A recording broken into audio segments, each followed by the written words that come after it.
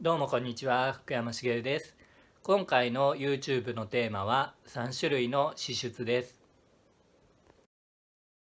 今回の内容です。1、お金の使い方は大切。2、3種類の支出とは。3、支出を見つめ直す方法。4、僕が実践している行動。これらについて説明していきますので、よろしくお願いします。1、お金の使い方は大切。お金に悩んだ時に稼ぎ方や貯め方にフォーカスしていることが多いのではありませんか？僕もそう思っていることが多かったです。ただ、お金について勉強していると、それ以外にお金の使い方は大切だと気づきました。理由は、お金には交換機能があるからです。お金の機能については、以前に配信したお金の感性という動画で説明しているので、気になる方はそちらをご覧ください。人はお金を使うことによって物やサービスなどを交換しています。交換した物事が現状と将来に対する資源になっていきます。何にお金を使うかで人生に影響が出てくるのです。2、3種類の支出とは。支出には3種類あります。まず1つ目は浪費です。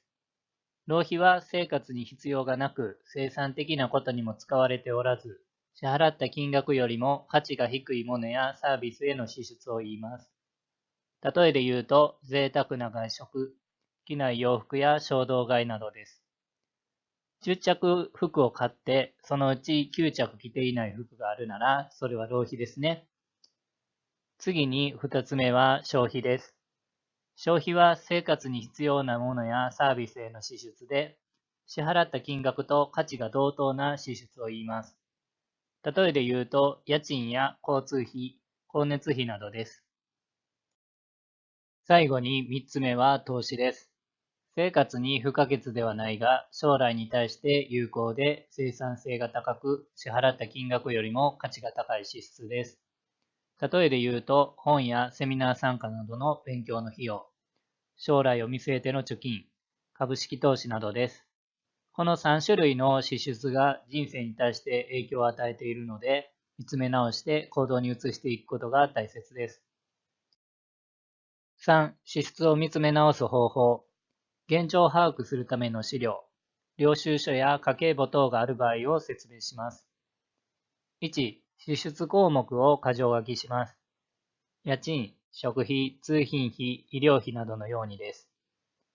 2、支出項目に使っている金額を記入します。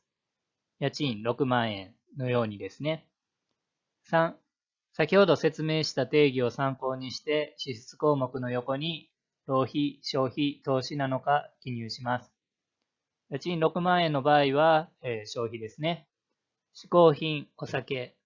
これは人の価値観にもよるかもしれないですけれども、僕だったら1万円は浪費になります。ただ、現状把握する資料がない場合ってありますよね。僕も家計簿をつけていない時期がありました。資料がなかったらお金を見つめ直す気持ちが萎えてしまいます。そんな方にはこの方法です。2の部分が先ほどとの違いですね。予算を書きましょう。これからこういうふうにしていくというのを書いてみるんですね。これだったら今までの資料がなくても行えますよね。この項目にはこれくらい使うだろうという書き方でも良いと思います。4、僕が実践している行動です。これから僕が実践している行動を説明していきます。皆さんの参考になれば幸いです。大前提として、浪費は減らす、消費は減らせるものは減らす、投資は増やすということです。浪費に対してです。まずは浪費しても良い額を決めておきます。人ってやったらダメと強く思っていると、なぜかやりたくなってしまうところありますよね。浪費したらダメと思いすぎると、何かの拍子に衝動的な浪費をしてしまうことがありました。過剰な節約でストレスがたまり、衝動買いは本末転倒なので、浪費しても良い額を決めています。次に、決済方法を固定化します。基本的には、交通系マネーか電子決済のところしか使わないです。例えば、缶コーヒーを飲みたくなって、自販機が現金だけだとします。支払えないので移動しないといけませんよね。めんどくさいなぁと思ったら買わなくなるので禁欲になります。最後に浪費をちゃんとネタにする。例えば、一人で外食に5000円とします。これは浪費ですよね。ただ、その食べたものを SNS やブログで発信したり、知人にお店を勧めたりします。こうすると、一人で食べたとしても、交際費や取材費のようになるので、投資になります。消費に対してです。まずは、こだわっていないことは安い方を選びます。こだわっているものを節約すると、お金は増えても満足度が下がってしまいます。どちらでも良いものは意外にあるので、安い方を買うようにしています。次に、購入する商品はできる限り固定化しています。日用品や調味料など、普段から使っているものは同じことが多いですよね。5000円以上買うとクーポンあり、送料無料とか見たことあると思いますが、それにつられて余計なものを買うともったいないです。固定化していると、それを多めに注文すれば、必要なものと特典の両方を得ることができます。最後に、ポイントなどの還元がある支払い方法や場所を選んでいます。昔はポイントは購入したお店でしか使えませんでしたが、最近は他のお店でも使える共有ポイントのサービスがありますよね。僕は購入に対して利子がついているように捉えています。他にもクレジットカードや電子決済で支払うと、それらにもポイントがつくので便利ですね。最後に投資に対してです。まずは無料で行えることは積極的に活用しています。投資の定義で説明した通り、支払った金額よりも価値の高い支出が投資です。無料からでも有益な情報を得れるなら立派な投資だと思います。新しい分野を試しに勉強し始めたり、隙間時間の活用にはいいですね。ネット記事、SNS、図書館、YouTube は便利だと思っています。次に会員制のサービスを利用しています。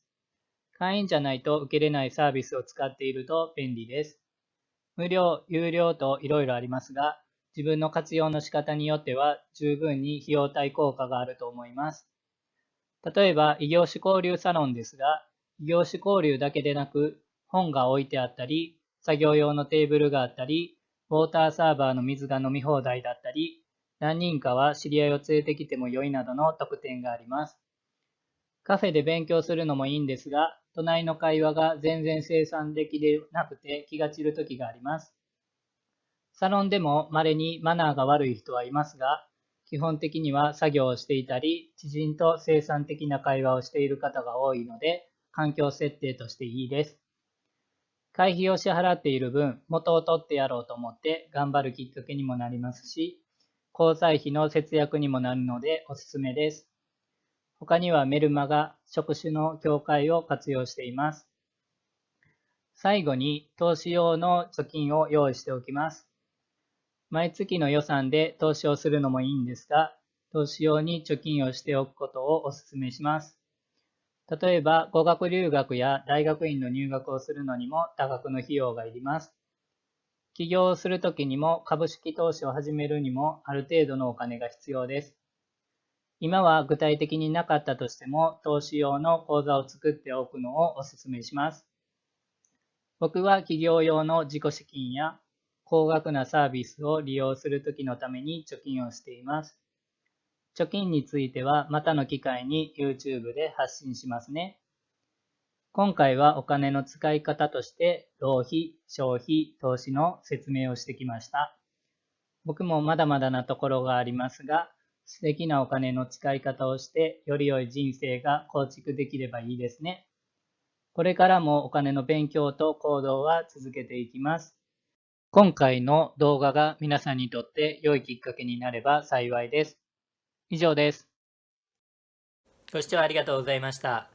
今後も一緒に人生資源について勉強しませんか？もしよかったらチャンネル登録のボタンをクリックしてください。それではまたよろしくお願いします。